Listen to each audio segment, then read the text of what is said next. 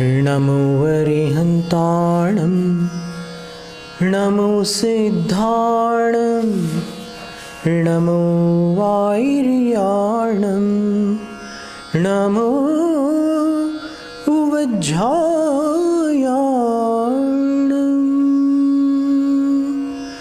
नमो लोय सव्साहूणम्।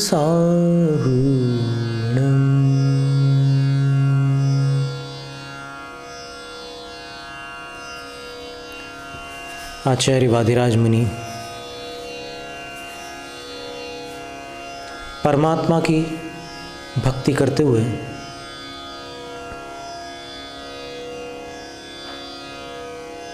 आत्म ज्योति की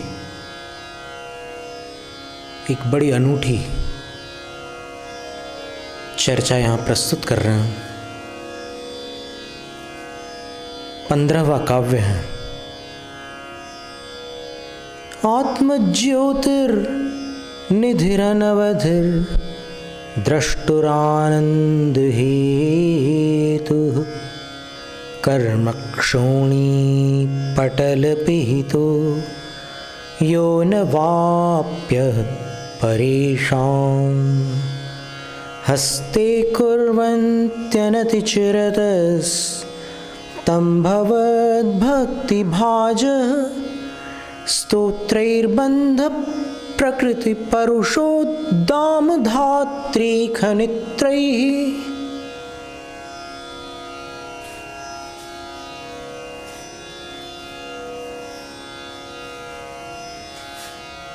यह आत्मज्योतिर्निधिर,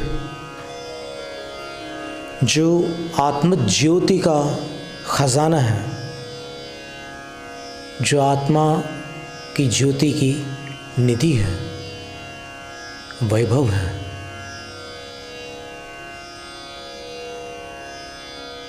वह अनावधि है। उस खजाने की कोई अवधि अर्थात सीमा नहीं है। वह खजाना जिस प्रकार चक्रवर्तियों का खजाना नवनिधि और 14 रत्नों में परिमाण को प्राप्त हो जाता है,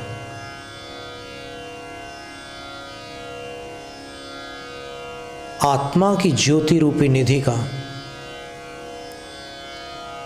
कोई अंत नहीं है, उसकी कोई अवधि सीमा नहीं है, वो असीम है, अपार है।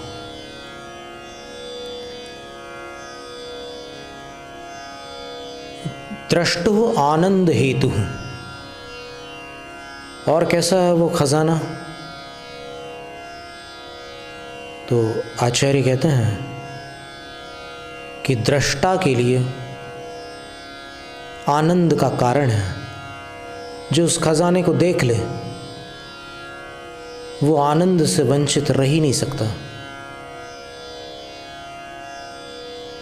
लेकिन तब भी आज वो खजाना कहाँ पर है, किस धरती में गड़ा हुआ है? बहुत से खजाने भूमिगत होते ना, तो आचार्य कहते हैं कर्मक्षोणी पटल पिहित, कर्मों की धरती के पटलों से वो पिहित है, अर्थात ढका हुआ है। यानी कर्मों की जो धरती है उसके अनेक पटल हैं। पटल का अर्थ होता है फ्लोर, अंग्रेजी में कहते हैं ना, ground floor, first floor, second floor, third floor, terrace. तो ये जो आत्मा की ज्योति रूपी निधि है, अथवा जो आत्म ज्योति का खजाना है, असीम खजाना जो दर्शक को आनंद में कारण बनता है, वह कर्म रूपी धरती के पटलों से आच्छादित है, ढका हुआ है। परेशान अनवाप्य है। जो आपको पराया समझते हैं, और जो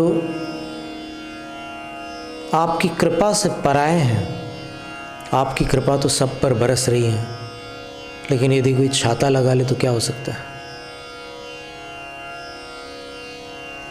तो जो आपसे विमुख है,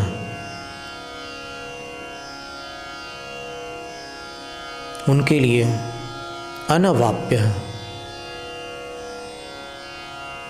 अप्राप्य है। तो जो खजाना उनके लिए अप्राप्य है, तम उसको अनतिचिरतः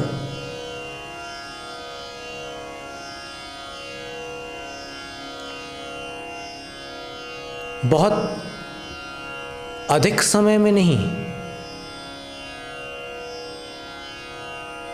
अधिक समय लग सकता है लेकिन बहुत अधिक नहीं।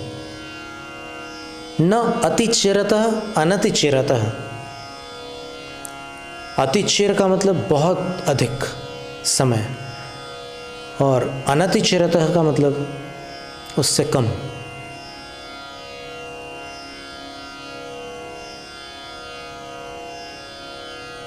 उस खजाने को भवत भक्ति भाजः, आपकी भक्ति को पाने वाले।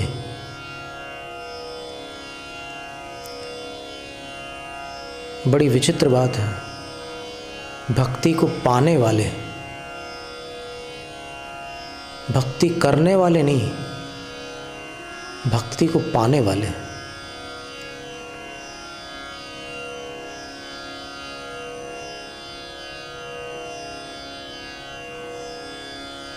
बंध प्रकृति परुषोद्दाम धात्री खनित्रैः स्तोत्रैः हस्ते कुर्वन्ति।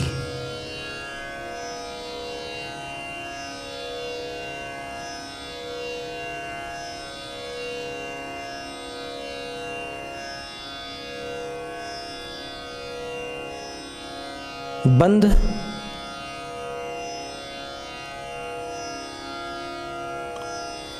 रूप जो कर्म प्रकृतियां हैं, और वो जो कर्म प्रकृतियां हैं, प्रकृति का अर्थ होता है स्वभाव, नेचर। जो कर्म बंध होता है आत्मा में, आत्मा के साथ, वो एक प्रकार का नहीं होता।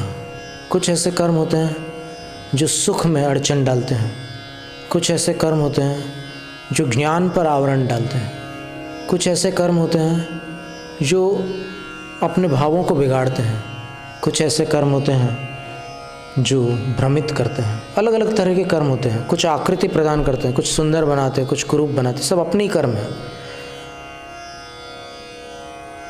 तो बंधी हुई प्रकृतियों की परुषोद्दाम धात्री, परुष का अर्थ होता है कठोर, और उद्दाम यानी बड़ी विस्तृत, धात्री धरती।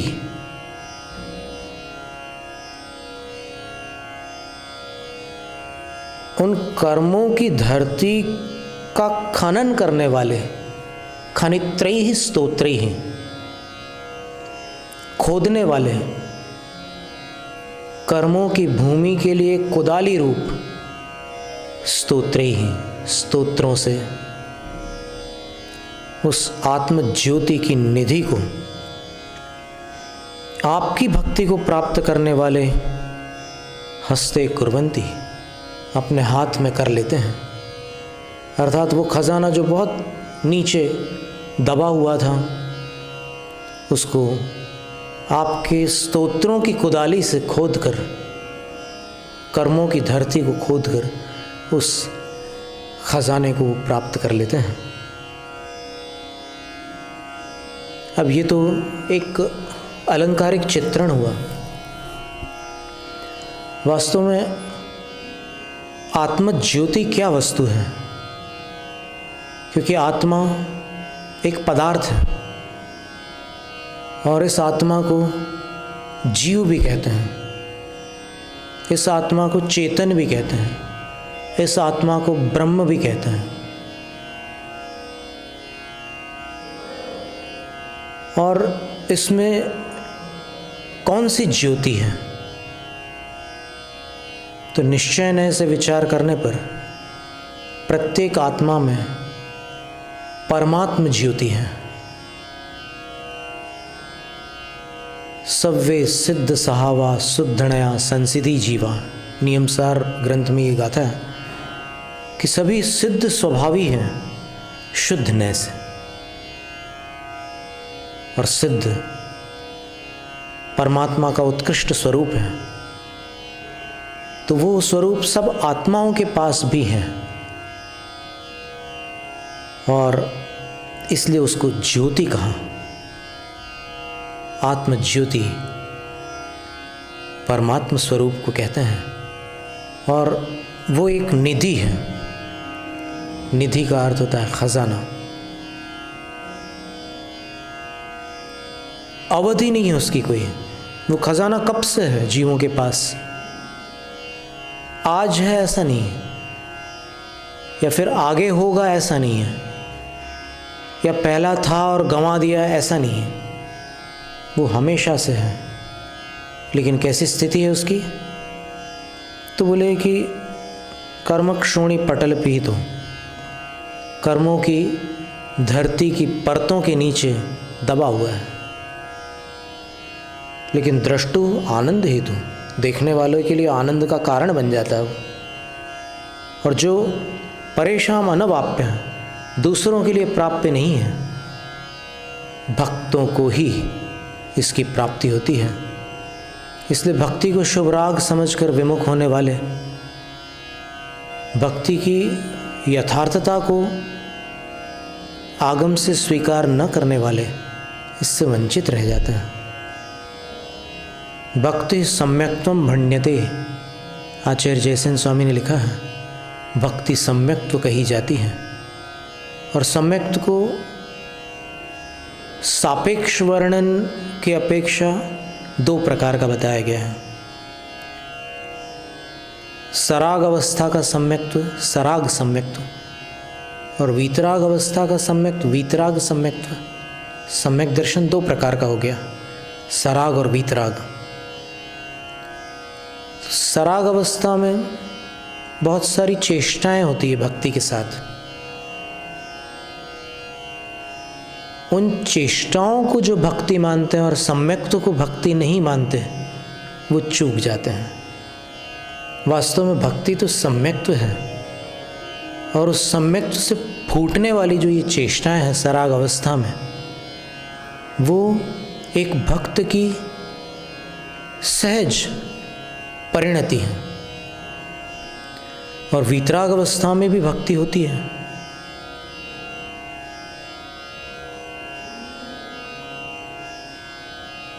निर्जराधिकार में भक्ति शब्द जहाँ पर उल्लिखित है, वहाँ एक बार दृष्टिपात करना अपेक्षित होगा। तो जो आपकी भक्ति को प्राप्त हुए हैं, भवत भक्ति भाजः,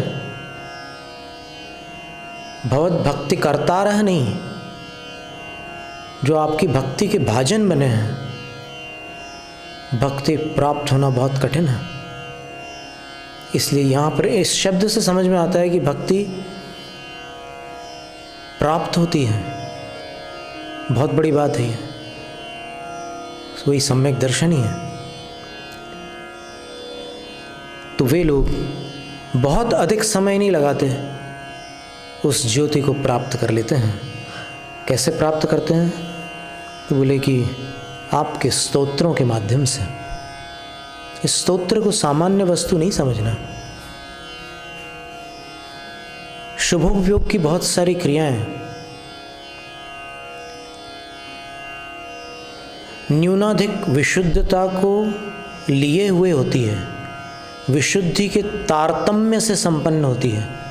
कुछ क्रियाओं में जो विशुद्धि प्राप्त होती है, उससे अधिक विशुद्धि किन्हीं अन्य क्रियाओं द्वारा प्राप्य हो सकती है। और वो जीवों पर भी निर्भर करता है। किसी जीव की विशुद्धि स्तुति से बढ़ती है, किसी जीव की स्वाध्याय से बढ़ती है, किसी जीव की ध्यान से बढ़ती है। लेकिन कोई भी सम्यक दृष्टि विशुद्धि बढ़ने वाले उपायों को लेकर तुलना करके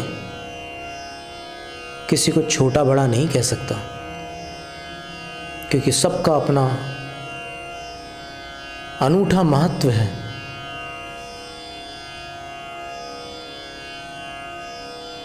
जिसे मोक्ष की कुंजी भी कहा था भक्ति को, यहाँ पर कह रहे हैं कि उस आत्म ज्योति का खजाना आपकी भक्ति को प्राप्त करने वाले बहुत अधिक समय न लगाकर हस्ते कुर्वन्ति, उस खजाने को हथिया लेते हैं। हथिया लेते हैं सुनकर के लगता है कि लूट लेते हैं, चुरा लेते हैं, ऐसा लगता है, लेकिन नहीं। जिसने चुरा रखा था उससे वापस ले लेते हैं। कर्मों ने अपने खजाने को चुरा लिया था, उन कर्मों को खोद कर वही खजाना वापस प्राप्त कर लेते हैं। और वो कर्मों की धरती के नीचे दबा हुआ है। तो अपन जानते हैं कि भूमिगत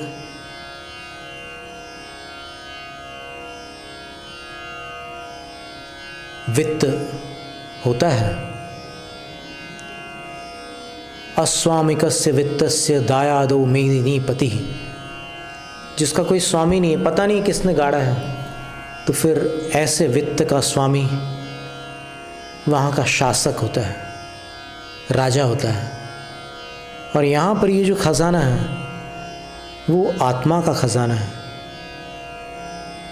और उसको कर्मों के नीचे आच्छादित होना पड़ा है। बेहोशी में अपन ने वो कर्मों की मिट्टी डाल डाल करके एकदम बड़ी बड़ी परतें जमा दी उस पर, और आज वो दिख ही नहीं रहा है। और थोड़ी बहुत खुदाई करके देखते हैं तो फिर एकदम आनंद आने लगता है, क्या हो, ऐसा खजाना है। या फिर जब भगवान बताते हैं कि सबके अंदर है और किसी को उनकी बात पर भरोसा होता है, तो फिर उनको लगता है कि अच्छा, आपके जैसा खजाना मेरे अंदर, तो वो चकित रह जाता है। और फिर वो खुदाई करता है, स्तोत्रों से खुदाई करता है, स्तोत्रों को कुदाली बना लेता है। और फिर वो स्तोत्र दोनों स्तर के होते हैं, शुभोपयोग वाले और शुद्धोपयोग वाले। शुद्धोपयोग में भगवान का गुणानुचिंतन हो सकता है, शुभोपयोग में गुणानुकीर्तन हो सकता है। गुणानुचिंतन के काल में ध्यानस्थ अवस्था बन जाती है, और ध्यानस्थ अवस्था में जिनकी ऐसी धारणा हो कि नहीं, आत्म ध्यान से ही परमात्मा पद को प्राप्त किया जाता है, परमात्मा का ध्यान करने से परमात्मा पद प्राप्त नहीं होता, इस धारणा में संशोधन संभव है। आचार्य पूज्यपाद स्वामी ने समाधि तंत्र में लिखा है कि परमात्मा का ध्यान करके आत्मा किस प्रकार परमात्मा ज्योति रूप परिणत हो जाती है। तो उसके लिए उन्होंने एक दृष्टांत दिया कि परमात्मा की उपासना से आत्मा परमात्मा कैसे बनती है। जैसे बाती दीपक की उपासना करती है तो वो ज्योति रूप हो जाती है। ऐसे कहीं और जलाओगे आप बाती को ऐसे, तो फिर वो बात नहीं आ सकती जो दीपक में आती है। और फिर आत्मा की उपासना करके परमात्मा कैसे बनती है, तो बोलते हैं कि जैसे पेड़ की टहनियाँ, एक ही पेड़ है लेकिन खुद ही अपने टहनियों को रगड़ कर वो अग्नि बन जाता है। इसका पद्यानुवाद है।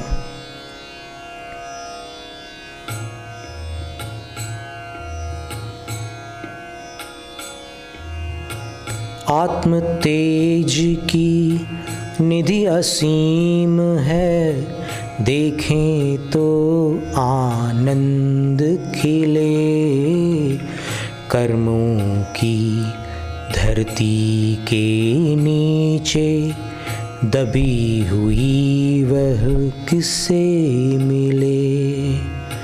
स्तोत्र कुदाली लेकर के जब भक्त दूर तक खनन करे, हाथ लगे निधि शीघ्र उसे जो कर्म बंध का हनन करे। जय जय तीर्थंकर स्वामी, जय जय तीर्थंकर स्वामी, जय जय तीर्थंकर स्वामी, जय जय तीर्थंकर स्वामी। जैनम जयतु शासनम, जैनम जयतु शासनम, जैनम जयतु शासनम।